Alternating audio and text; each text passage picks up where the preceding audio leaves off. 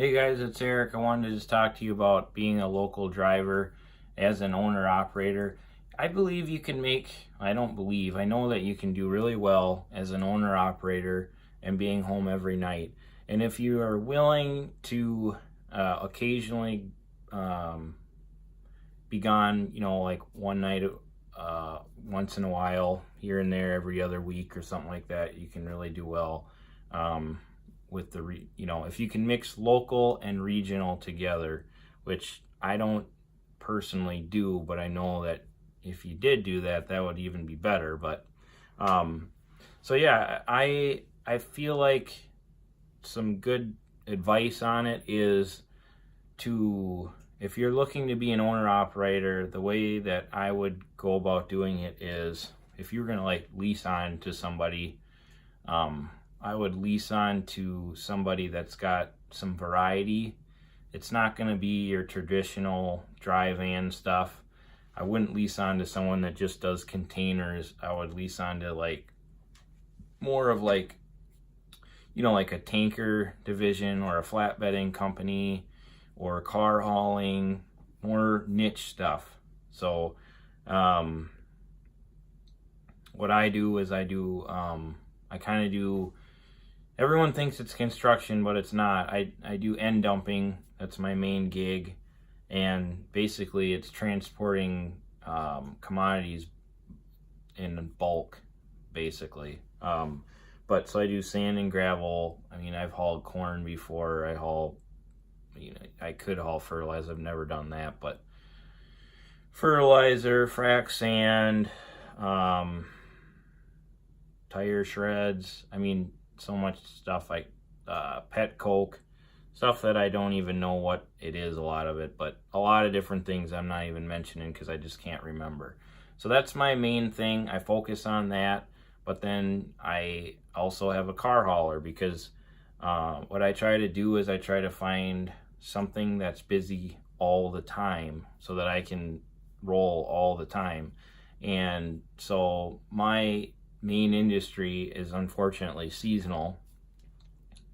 It's unfortunate and also fortunate because I like working my butt off and then having some downtime as well. So, and I don't even get downtime because I am in the trucking business, and in trucking there's always something moving, so I can just unhook one trailer and hook up to a different one. And in that example is car hauling. Car hauling is really slow in the summertime. I'm talking new cars. So in the wintertime, it's booming and it's crazy. They're moving all their, I don't even really know why it is, but I think it's because car companies shut down for a couple months and then they retool to make their new models. So before they shut down, they mass produce all these cars. So they just start it. I don't know. It's crazy though. So in the wintertime, I have a car hauler. So if I want to do that, I can, and I haul new cars.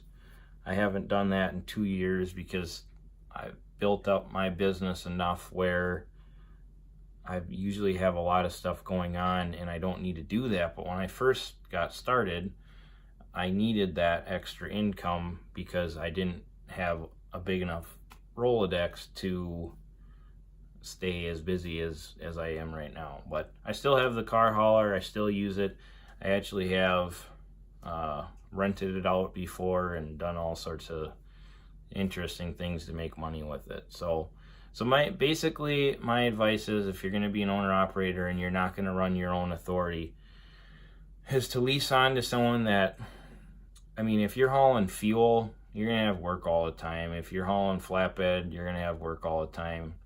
And like I said, if you're going to, it depends where you live too. We got to think about that as well. But I live in the Minneapolis, St. Paul area, which isn't huge, but it certainly isn't small either.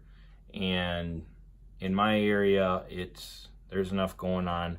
I know that a lot of people, when they think of local work, they're thinking about like moving containers. And I feel like containers, there's probably money in it, but a lot of times if you're leasing on with a company, you're so far back on how many people's hands are in that container money that it seems like it's just a joke. But I feel like there's money in all, so every branch of trucking, there's money in it, and you just got to figure out how to make that money. So but yeah, I mean, you can lease on to a company and be local.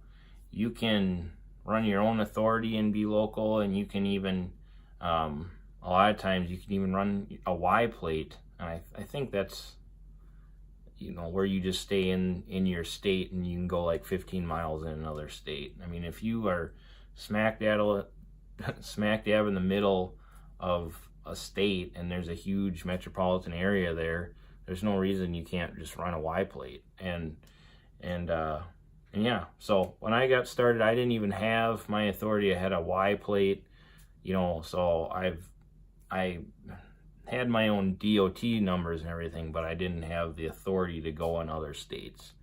But I always paid for my own fuel. I always paid for my license and stuff like that, and my truck payment.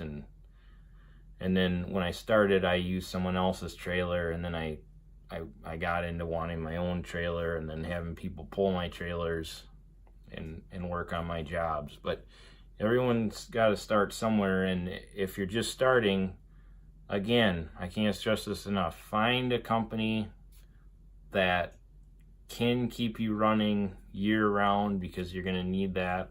Even if it's, you know, if 9 months out of the year you're local, and then the other months you're going to just do some regional stuff, that'll be good. So if you have any questions, let me know. Thanks.